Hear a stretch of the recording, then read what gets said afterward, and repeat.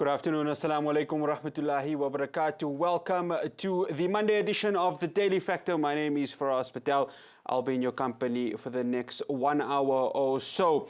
As we do every single day, of course, we'll be touching base with our local updates, then going internationally, and of course, we will be going to Africa to discuss the Ethiopian elections. From there, we'll be going to our community news and then to our markets. But before all of that, let's of course start off with our daily COVID-19 update. And again, the numbers keep on rising. South Africa has recorded an increase of 13,100 new COVID-19 infections in the last 24 hours. Now, in total, South Africa's COVID-19 death toll stands at 58,702. To date, 12,549,484 tests have been conducted. The country's recovery rate currently stands at 90.4%.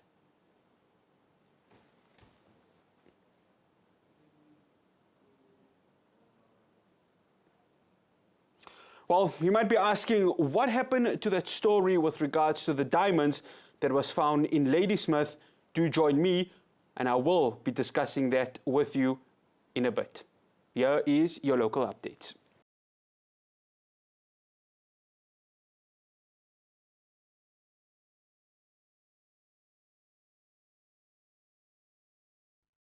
Now, in Ladysmith, in the Quartz village, a herdsman had discovered something. Now, in his view, it may have been potential diamonds. So what happens in a country of ours where unemployment is high? A lot of people go ahead and flock into that part of Ladysmith, digging, and more digging. Well, many people thought it would have been diamonds. Well, unfortunately, it ended up being crystals. How about that for an anticlimax? Well, joining me to go ahead and discuss what had happened over the last few weeks, I'd like to welcome Dr. TAUFEEQ DHANSAY. He is the Manager for Geoscience Mapping at the Council for Geoscience. Dr. DHANSAY, Assalamu alaikum wa rahmatullahi wa barakatuh, and Jazakallah so much for joining us. Assalamu alaikum. I'm very glad to be with you and have this discussion. Now, it's an absolute pleasure. Wow, Dr. DHANSAY, you would think maybe there's a chance you could find diamonds, but it just never ended up being that way. Yeah, so it's actually quite interesting. If you look at this area geologically, so this would now be the regional scale. Geologically, there is actually a possibility to find diamonds in this region. So the Quartz village, as it is now, sits on a very important geological boundary. Now, this is the boundary between what we call a craton and what we call one of these orogenic belts. Now, I know this sounds like big words, but essentially what this means is that the craton itself is where the ground essentially goes to about 250 kilometers depth, and we need around 250 kilometers of deep ground to essentially form diamonds. So the village itself actually falls in this zone where you may potentially find diamonds. So it's just unfortunate now that the exact area where the people were mining, there were no diamonds there, but that's not to say that regionally there may not be some potential.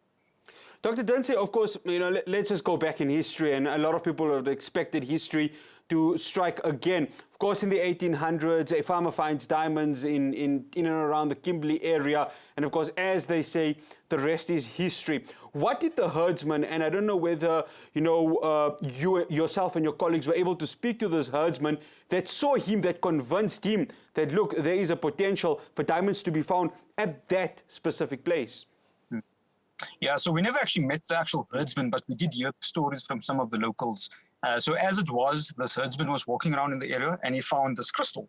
And of course, you can just imagine when you pick up this crystal from the ground, there's a bit of sand, a little bit of mud. But what he noticed is that actually it has a very glossy texture. So this is now the crystal that he then began to think was a diamond. And as you say, maybe history is going to repeat itself. Now, beyond that, as our investigation would later find out, is that the crystal was actually something called quartz. So if you find a very dirty piece of quartz, it is common that it may look like a diamond. And I suspect this is exactly what happened. And of course, because people are as desperate as they are, this is of course a very big poverty node in the province. People thought this may potentially be something that can change their lives. And hence, you had these thousands of people flocking to the site.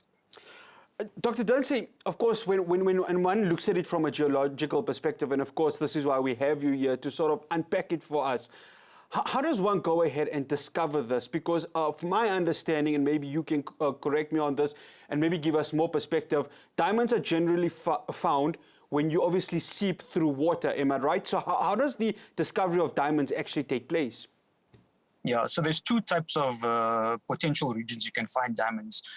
So let's call it the primary case. That is when a volcano, as it was, brings up diamonds from deep in the ground. So as we were saying, you get this thing called the craton, and that's where the ground goes down to about 200, 250 kilometers depth. And you might find diamonds forming around 200 kilometers in terms of the depth. Then you need essentially a magma to come from even deeper and pick up these diamonds and then bring it to the surface. So that is what you would call a primary type of diamond. Very often it's the very famous rock called the kimberlite, named after Kimberley, of course. That is a type of rock or the type of lava, I should say, that brings up the diamonds to the surface. So that's the primary one. However, as time goes by, you might have a situation with your major river systems, and these river systems might actually start eroding this kimberlite. And then what you have is, because diamonds are as strong as they are very strong against erosion. So you find that as the river picks up various types of rocks that are not diamonds, all of these rocks eventually weather away, and what you're left with is diamonds. And you often find these diamonds in areas where the river might have, let's say, rested. So you find these type of areas where you find diamonds, let's say, in some type of gravels. And then, of course, in the famous case, you have the Orange River that is sourced from Lesotho, which is obviously a location with lots of these type of kimberlites. And the Orange River runs for more than 2,000 kilometers, I think, all the way to Namibia, to the border of Namibia. And they find these very same diamonds offshore along the coast. Dr. Dhansay, of course, the safety and unsafety of mining this, and as a geologist, you'll be able to, of course, give us more perspective with regards to how this needs to be mined, because my understanding, and I saw some of the miners that were, of course, in the Quartz village, there wasn't really much safety taken there. All they went is with bare equipment, and of course they were going ahead and trying to go ahead and find these diamonds. Yes. So this actually tells you about the desperation of the people. I think that's maybe the most important aspect here. The people are really, they're struggling to meet ends meet. And, this possibility was what drove them. They realized that there was no time to think about masks, social distancing, even their own personal safety in terms of using these types of equipment. So when we came, fortunately, I think the people were relatively safe, I would say. So in terms of most people wore masks as a start, so they were aware of obviously things like COVID protocols. Secondly, when they were digging, they were usually digging just the surface. So as we later discovered, because they were busy mining these quartz crystals that forms in some kind of a vein which is close to the surface, they were basically using spades and picks to just dig away on the surface of the ground and then pick up these rocks. So they weren't going very deep. Of course, one of the reasons we were able to prevent any additional type of danger, I suppose, was because we responded relatively fast. Had the digging continued and the miners started going deeper, that is maybe when, I should say, informal mining, I should say, if they had gone a bit deeper, there may have been a bit of a bigger risk. So fortunately, we were able to respond relatively quickly in a few days. And we went today as well just to see, what's happening now. And most people had already left the site because they all had obviously gotten the news, of course, being very sad, but they've now stopped digging and so on. Dr. Dhansay, how does one differentiate between a quartz crystal and, of course, a diamond? Now, a lot of people, in the naked eye, it can be the smallest piece of mineral, and one would think it's a diamond. So how does one differentiate between the two? And, of course, how were, along with yourself and the KwaZulu-Natal MEC for tourism, able to go ahead and say, hey, look here, this isn't diamonds, this is crystal quartz. It's no point you coming here and continuing your mining for this diamond. Yeah, so the first easy one is the crystal structure, actually, that we considered. So, of course, we do a bit of a visual inspection, if I can call it that. So from our side, because relatively the crystal quartz had a crystal structure, it's very easy to see the hexagonal pattern of the quartz. So what that means is that the quartz itself has 6 sides. That is very common that you find with quartz. So simply by looking at these crystals, you could actually see that it had these 6 sides as what we call a hexagonal feature. Generally speaking, you don't necessarily find a crystal structured diamond. So usually when you have rough diamond, even though it has a octahedron type shape, So it has usually 8 to 10 sides that you see it in, let's say you found a rough diamond. It doesn't necessarily have this kind of crystal shape. So that was the first one. Secondly, diamond is also the hardest substance in terms of a mineral structure. So what we have is we have a hardness scale for minerals. And on this hardness scale, a diamond would classify as 10 in terms of the scale. That means no other mineral can scratch the diamond. Quartz on this list is number 7. So generally speaking, one thing I would tell some of the local people is that if somebody had, for example, a diamond ring, like an engagement ring, they could take their ring and they could actually scratch the crystals. If they see that the crystals actually get a scratch, you know that that is not a diamond. And then finally, I mean, a very crude method was actually just to try and hit this crystal. So a diamond would ordinarily not fracture because it would usually be very strong in this case. So what some people started doing was just taking another rock and just gently tapping this thing. If they found that the crystal actually cracked, then they knew, okay, this is not a diamond. And Dr. Dhaansay, the beauty about, obviously, you know, when you do mining the legal ways, you can find anything from the smallest of diamonds to the biggest of diamonds. I'm referring to, obviously, in the movie Blood Diamond, where, you saw one of the miners in Sierra Leone finding one of those big diamonds. So they can definitely vary with regards to sizes of it. Yes, that's correct. And usually this comes down to the formation conditions, as we were saying. So you must imagine, we're talking about 200 kilometers deep in the ground. There's many things happening. There's lots of fluids going through. And of course, you're getting lots of different cases where you're getting this carbon content into that region of the ground. So very likely, there's lots of diamonds. There may even be huge diamonds just waiting to be uncovered, but they just haven't gotten to the surface yet, number one, or we haven't actually uncovered them. So this is something, and diamonds are a very interesting kind of scenario.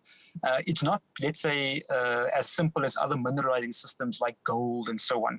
Diamonds, especially kimberlites, you don't always get diamonds in these type of rocks. And usually what happens is it's a case of actually just digging through, processing the rock, and then seeing what you usually come out with. And this is why it's very hard to say geographically you can go to a certain location and always find large diamonds, for example. So it is a bit of a hit and miss, I think. And as we've now seen with the mining, very often the story comes out. Now in Botswana, for example, we found the 3rd largest diamond. And just to give you one of the largest diamonds ever discovered was actually in South Africa, in Cullinan, just outside Pretoria. And this was many years ago. And subsequent to that, we still haven't actually found a diamond as big. So that just kind of gives you an idea of the chances and the difficulty of finding such large diamonds. Dr. Dhaansay, you did mention, obviously, at the start of the segment that, there is a chance that within this area you can find diamonds. Now, of course, when you find diamonds, you get your major conglomerates who will come in and, of course, invest in that area and want to obviously continue the mining. So what is the role of geologists in order to make sure that they can work together with these major mining conglomerates in order to, allow there to be not just the safe mining of these minerals, but, of course, the ethical mining of it? Yeah, so there's a few processes. So let's talk about the ethics, I think. Firstly, there's a lot of processes that legislate clean diamonds, if I can call it that. So, of course, we know a lot of diamonds coming out of West Africa and Central Africa are generally defined as conflict diamonds. That is in the case of, obviously, war zones. So there are certain processes that we follow to make sure we don't trade in conflict diamonds. So this is what we call the Kimberley Protocol. That would be the first principle. But I think what is important with this case, so let's say, for example, it turned out these were diamonds. These were actual diamonds that the villagers had discovered. So a lot of people asked me, does it mean then, we would have told the villagers, no, this doesn't belong to you, and major conglomerates would come in and start mining? That is actually not the case. So us as geologists, especially the Council for Geoscience, we mandated as per the National Development Plan. So we're kind of focusing towards the Sustainable Development Goals, and in South Africa, how this actually functions is through the National Development Plan. So the idea would have been that if these villagers happen to find these minerals, and it was in fact diamonds, our function would have been to assist them in terms of legalizing the process. So that would mean in terms of registering these minerals, firstly, number one. Also understanding in terms of getting them legalized in terms of the process of actually mining it. So we would have to help them in terms of the mine health and safety protocols. And then secondly, once these diamonds are registered, they can then go on the market. So we would have probably have done something very similar akin to getting the communities to set up some type of a consortium themselves and then enter the market as a community. And in that way, you will still have the situation where the diamonds enter the market so they can be sold, but direct benefit would actually go to the actual communities. So that was our function in this case. Of course, in other areas, let's say the more classical case is that a large mining consortium would actually use their own geoscience data or come to us and use some of the geoscience data where maybe it's in a frontier area, so possibly an area where there are no communities, for example. And in that case, they would then follow the more, let's say, simple process, or let's say the more classical process of going in, investing in the development, and then obviously starting to mine. Dr. TAUFEEQ DHANSAY from the Council for Geoscience, we'd like to say shukran to you so much for coming and just giving us a deeper explanation as to what happened in Ladysmith. We appreciate it. Afwan, assalamu alaikum. Wa alaikum salam. Well, there you go, Dr. DHANSAY just breaking it down for us. And of course, we would hope that there could have been diamonds there, so it could have uplifted that very, very same community who, of course, is in dire need right now of real economic upliftment. Unfortunately, it was not the case to be, but as Dr. DHANSAY said, there is a possibility that diamonds could be found in that very same area. The question is, when it does happen, the role, of course, for the Council for Geoscience, like Dr. DHANSAY himself, and of course these major conglomerates, how do they come together, including the community of Quartz, can go ahead and uplift everyone. Well, after the break, of course, we will be shifting our focus to our international updates. Stay tuned.